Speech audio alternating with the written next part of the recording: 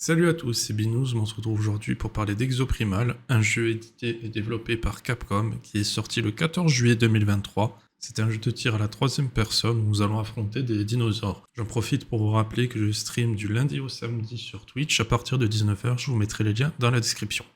Je vais vous présenter les modes de jeu. On va commencer par le mode entraînement où vous pouvez découvrir tous les exosquelettes qui sont disponibles pour vous familiariser avec eux et choisir celui ou ceux que vous allez utiliser pendant vos parties. Vous avez la survie jurassique qui est le mode histoire. Vous avez le mode JCJ et JCE. C'est exactement la même chose sauf la deuxième partie qui change. Je vais vous expliquer ce que c'est la première partie. La première partie, vous avez 6 objectifs à accomplir. C'est quasiment tout le temps la même chose, plus ou moins. C'est juste les dinosaures à éliminer qui changent. Du genre, vous aurez un gros monstre à éliminer, du genre un T-Rex, 50 petits raptors et du genre 10 dinosaures volants. Et la partie JCE, la deuxième partie en JCE, pardon, c'est la même chose que la première, sauf que vous avez 3 objectifs à accomplir. Mais la petite subtilité, c'est que la première équipe qui termine ces 3 objectifs gagne, bien entendu. Mais si vous faites partie de l'équipe qui n'a pas réussi à remplir ces 3 objectifs, vous inquiétez pas, vous avez quand même un timer qui dure entre 15 et 20 secondes qui vous permet de réussir, de tenter de réussir votre dernier objectif et de gagner. Si vous réussissez avant ces 15 ou 20 secondes, c'est validé, il n'y a pas de perdant au final. Mais vous avez aussi des missions, des missions d'histoire, vous allez devoir affronter des boss où vous êtes en coopération avec l'équipe adverse. Il n'y a pas de PVP à ce moment-là et généralement vous devez tuer un gros boss ou des grosses vagues d'ennemis qui arrive. Et une fois que vous avez terminé le mode histoire, comme je vous ai dit, vous débloquez le mode gants sauvage. Le mode gants sauvage, qu'est-ce que c'est en fait? C'est le mode classé du jeu, où vous avez, comme vous le voyez à l'écran, des objectifs à remplir, maître, top 20, combattant top 50 et survivant, terminer le mode. Et ça dure une semaine, je crois, ou 4 ou 5 jours, quelque chose comme ça. Je vais vous présenter les exosquelettes que vous aurez à votre disponibilité. Vous avez 8 DPS, 6 tanks et 6 heals. Sachant que de base, vous avez 4 DPS, 3 tanks et 3 heals. Et ce qui se passe, c'est quand vous voulez monter niveau 20, arrivé au niveau 20, vous débloquez cette classe, mais vous pouvez pas l'utiliser directement. Il va falloir utiliser 15 000 d'argent du jeu pour le débloquer. Si vous avez la flemme d'attendre le niveau 20 ou d'utiliser vos crédits pour débloquer le personnage, parce que 15 000, il faut quand même un bon petit moment pour les avoir, mais si vous jouez qu'un personnage et que vous voulez débloquer sa variante, c'est tout à fait faisable. Après, si vous avez la flemme, comme j'ai dit, vous pouvez les acheter via le store, qui coûte entre 3 et 6 euros, je crois, quelque chose comme ça. Vous pouvez aussi acheter tous les personnages d'un coup, qui coûtent entre 25 et 30 euros, je me rappelle plus exactement. Mais le petit problème que je trouve avec ces classes qui sont en dessous, c'est que c'est juste la capacité principale qui change. Du genre, avec Vigilante, la version de base, vous avez un sniper, qui est un peu comme le sniper de Fatal dans Overwatch. Lorsque vous épaulez et que vous regardez dans le viseur, vous avez une jauge, et plus cette jauge se charge, plus lorsque vous allez tirer, la balle va faire de dégâts. Alors que dans la version alternative, vous tirez 3 ou 4 balles, et la dernière balle du chargeur fait plus de dégâts. Pareil, vous pouvez épauler, mais ça ne change pas grand-chose, mis à part que vous avez une lunette qui vous permet de voir un petit peu plus loin. Je trouve un peu dommage qu'ils aient fait juste une variante des classes de base, qu'ils aient pas fait des persos totalement différents. C'est comme dans la classe tank, où vous avez Krieger, le perso que je vous montre, qui est un tank qui ressemble à Optimus Prime au niveau du design, mais bon, ça on s'en fout un peu. Le problème de ce tank, c'est qu'il n'a pas de capacité qui lui permet de garder les ennemis sur lui, contrairement à ses 2 collègues, où je reparlerai plus tard. Il met une bulle assez grosse ou qui peut accueillir les alliés et qui bloque les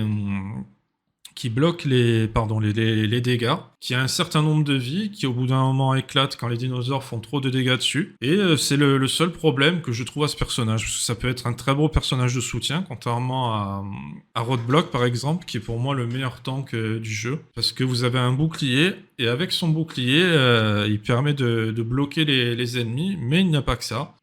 Parce que dans la version de base, il n'a pas d'arme, il met des coups de poing pour faire des dégâts aux dinosaures, et avec une capacité, il tape avec son poing sur son bouclier pour provoquer les ennemis qui viennent sur lui pour faire son rôle de tank, encaisser les dégâts. Alors que la version alternative, c'est la même chose que la version de base, sauf qu'il a une espèce de fusil à pompe dans sa main droite, mais il peut poser son bouclier, il ne le garde pas sur lui, ce qui est très bien, parce que lorsque vous allez taper sur votre bras pour provoquer les ennemis, les monstres ne vont pas venir sur vous, ils vont venir directement sur son bouclier, fait que ça fait un gros avantage. Et après, l'autre tank que je trouve très bien, c'est Muramasame, qui est une espèce de samouraï, on va dire, qui, lorsqu'il active une capacité, en fait, ce qui se passe, c'est qu'il a un espèce de bouclier autour de lui, on va dire, et tous les dinosaures qui vont le taper à ce moment-là vont lui faire encaisser des dégâts, et quand il va réactiver une deuxième fois cette capacité, il va renvoyer tous les dégâts et faire énormément de dégâts. Et sa version alternative, c'est la même chose, sauf que comme vous le voyez, il y a écrit glaive de givre, et lorsqu'il va activer son attaque pour contrer, tous les dinosaures qui vont le taper, lorsqu'il réactive sa deuxième capacité, il va les geler. Je ne sais pas si ça fonctionne à 100% sur les gros dinosaures comme les T-Rex, etc. Mais sur les petits, ça les gèle à 100%. C'est très bien aussi, mais il faut savoir activer la bonne compétence au bon moment. Ou si vous avez certains personnages qui électrifient les dinosaures, c'est un peu compliqué pour qu'ils vous attaquent à vous. D'ailleurs, en parlant de personnages qui électrifient, vous avez Witch Doctor, qui est un soigneur qui pose des cercles au sol, et tous les gens qui sont dans le cercle prennent des soins. Et comme je parlais de monstres qui étaient électrifiés, ben lui, avec son bâton, il envoie des éclairs. Avec les éclairs, il fait des dégâts, bien entendu. Et arrivé à un certain temps, il paralyse les ennemis, ce qui peut être un peu problématique avec Muramasame, parce que si les monstres ne tapent pas, ils sont paralysés, ben vous servez un peu à rien, on va dire. Et dans sa version alternative, ce qu'il y a de très bien, c'est qu'il fait des dégâts, il peut paralyser les ennemis, il peut soigner les gens si vous passez devant son rayon quand il fait des attaques, et aussi il y a un module qui vous permet de booster en attaque les alliés qui sont touchés par le rayon. Après, vous avez aussi Nimbus, qui est très bien aussi, puisque ça peut être aussi bien un support qu'un soutien, puisque quand vous appuyez sur la gâchette de gauche, soit vous restez en DPS, vous commencez en DPS. Si vous appuyez sur la gâchette de gauche, vous passez en soutien. Qu'est-ce qui se passe quand vous passez en soutien? Quand vous tirez sur vos alliés, vous faites des dégâts, et quand vous activez votre capacité de rafale, tous les alliés qui sont dans votre cône de rafale sont soignés. Il y a aussi quelque chose qui est très bien, vous avez un clone. Lorsque vous envoyez un clone sur un allié, le clone va réanimer votre allié. Ça fait que ça vous empêche d'aller un peu au casse-pipe si des fois il a trop de dinosaures autour de lui, et votre clone fera le taf, sauf si les dinosaures s'attaquent à lui et qu'il meurt. Il y a aussi Skywave. La version de base est très bien parce qu'avec sa baguette, vous pouvez soigner et faire des dégâts aux alliés. C'est-à-dire que s'il y a un allié que vous soignez et qu'il y a un monstre à côté, vous allez faire aussi bien des dégâts que le soigner. Sauf que sa version alternative, son attaque de base, fait un cercle qui envoie de la foudre. Et les ennemis qui sont dans le cône prennent des dégâts, logique, et il me semble qu'à un certain moment, ils peuvent être paralysés aussi. Comme je vous ai dit, je vous trouve un peu dommage qu'ils n'aient pas fait d'autres classes plutôt que des versions alternatives, et il me semble que si je dis pas de bêtises, le 18 janvier, ils vont rajouter encore des variantes. Il me semble que c'est pour barrage et encore une pour roadblock. À voir ce que ça va donner, mais j'espère que ça sera un peu différent, que ça ne sera pas juste l'attaque de base qui soit juste modifiée. Comme je vous le disais juste avant, il n'y a pas d'obligation de mettre de l'argent en jeu. Cela dit, vous pouvez acheter des skins, mais ça ne vous apportera rien de plus, mis à part un visuel plus joli que ceux qui vous sont présentés de base, comme par exemple celui-là que vous pouvez acheter uniquement dans le store. Mais après, vous pouvez acheter d'autres skins comme celui-là en échange de, par exemple, pour celui-là, 9000 Bitcoin, etc., etc. Il y en a qui sont plus ou moins chers. J'en ai déjà débloqué quelques-uns dans les coffres. Celui-là, par exemple, c'était pour l'événement de Noël. On faisait quelques parties, vous les débloquez aléatoirement. Il y a aussi des collaborations, comme du genre, actuellement, il y a avec Street Fighter, où vous pouvez avoir ce skin-là. Moi, je l'ai eu gratuitement en ouvrant un coffre. Je ne sais pas si c'est de la chance, si c'est un bug ou quoi, ou peut-être c'est juste pour dire tu as participé à l'événement, merci à toi, on te donne ce skin. Mais vous pouvez acheter les skins des autres personnages, comme par exemple avec Vigilante, vous avez Chun-Li en skin alternatif, voilà. Si vous voulez l'acheter, je ne sais plus combien il est, on va regarder ensemble, voilà, 6,99. Mais vous avez aussi un pack qui vous permet de tous les acheter, qui est entre 20 et 30 euros de mémoire. Et le 18 ou 19 janvier, il y a une autre collaboration qui arrive avec les jeux de Capcom, c'est Monster Hunter World, si je dis pas de bêtises, ou Monster Hunter tout court, où vous aurez encore 5 ou 6 skins d'exosquelettes qui vont s'ajouter à certains personnages. Et vous pouvez aussi customiser les tampons que vous pouvez mettre ou pas dans votre roue, pour dire bonjour, etc. Pareil pour les emotes. Mais il y a des trucs que vous débloquez ou que vous pouvez acheter. Ça, c'est uniquement dans le store. Voilà, là, vous pouvez aussi acheter avec l'argent du jeu. Encore une fois, rien n'est Vous n'êtes pas obligé de mettre du vrai argent dedans. C'est juste si vous avez un skin qui vous plaît ou quelque chose comme ça. Si vous pouvez le permettre et que ça vous fait plaisir, ben faites-vous plaisir.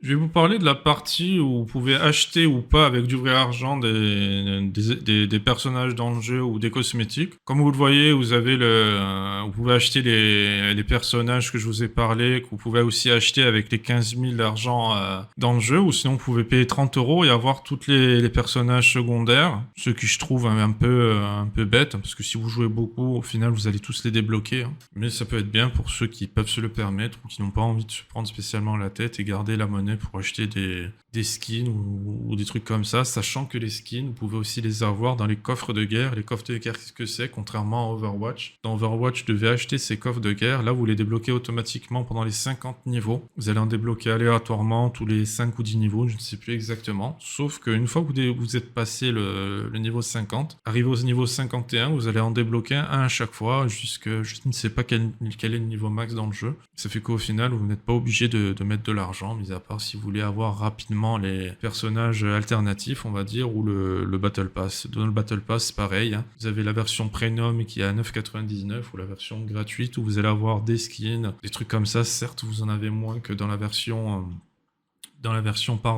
payante. Après, c'est à vous à voir, mais il n'y a pas vraiment d'obligation à mettre de l'argent en jeu. Alors, mon bilan après 70 heures de jeu, c'est assez positif, mis à part comme je disais tout à l'heure, les versions alternatives des personnages, et certains personnages comme Krieger qui sont pas vraiment des tanks, c'est plus un soutien qui met une bulle, permet entre guillemets de tanker même s'il ne provoque pas les monstres pour qu'ils viennent le taper directement. Les versions alternatives, c'est dommage que ce soit juste la capacité principale qui soit modifiée, et un truc que je trouve vraiment dommage, c'est qu'il n'est pas fait comme Overwatch, où avant qu'on lance la partie, on choisisse le ou les rôles qu'on veut jouer, et suivant si vous choisissez par exemple tank, heal ou DPS, c'est que une fois que vous arrivez dans la partie, il y a besoin de DPS, il faut tomber sur un DPS, et vous pouvez changer que parmi les 8 personnages DPS qui vous sont proposés. Vous pouvez pas passer en tank ou en heal, j'en perds mes mots. C'est un peu dommage parce que généralement les classes les moins jouées, c'est comme dans Overwatch quand vous jouez en mode partie libre ou je sais plus comment ça s'appelle. Tout le monde veut jouer DPS, c'est rare qu'il y ait des gens qui jouent tank ou heal, que ce soit tout le temps ou occasionnellement. Mais c'est dommage qu'ils aient pas fait un système comme dans Overwatch où si vous choisissez tank ou heal, qui sont les classes les moins choisies comme je viens de dire, où vous avez des bonus de points, ou je me rappelle plus trop ce qu'ils ont fait. J'espère que ça arrivera à terme dans le jeu, parce que sinon je pense qu'au bout d'un moment les gens vont commencer à en avoir marre. S'il y a quelqu'un qui joue tout le temps heal ou DP ou tank ou heal, au bout d'un moment, je pense que ça risque de le gonfler, de faire que ça. Il aura peut-être envie des fois de jouer DPS, mais peut-être qu'il pourra pas parce que les gens font un peu n'importe quoi et réfléchissent pas trop. Après, chacun fait comme il veut. Je ne suis pas là en train de dire qu'il faut obligatoirement jouer tank, heal pour que ça se passe bien. Parce que certaines fois, ça peut très bien se passer. Je suis tombé des fois sur des compos qui ressemblaient entre guillemets à rien. Mais on a réussi à valider tous les objectifs et à remporter la dernière partie de la partie. Oui, j'ai dit 2 fois partie, c'est un peu n'importe quoi, mais bon, vous m'avez compris. Donc voilà, après, avoir aussi les prochaines collaborations qui vont arriver. Comme je l'ai dit, il y a la collaboration avec Monster Hunter qui arrive là, la semaine prochaine. Et il me semble qu'il y a un patch où ils vont rajouter encore des nouvelles variations de classes. Il me semble que c'est pour Rafale et Roadblock. À voir si ça sera exactement la même chose que la version alternative qu'il y a déjà pour ces 2 personnages. Si c'est juste la capacité de base qui va changer ou ça va être vraiment quelque chose qui va beaucoup plus être différent que le perso de mage, je sais pas, à voir. Du coup, merci d'avoir regardé cette vidéo. Si vous voulez me voir sur Twitch, comme je vous ai dit en début de vidéo, je stream du lundi au samedi à partir de 19h. Et si cette vidéo vous a plu, n'hésitez pas à lâcher un like et un commentaire. Bonne soirée, bonne journée à vous. À la prochaine, salut!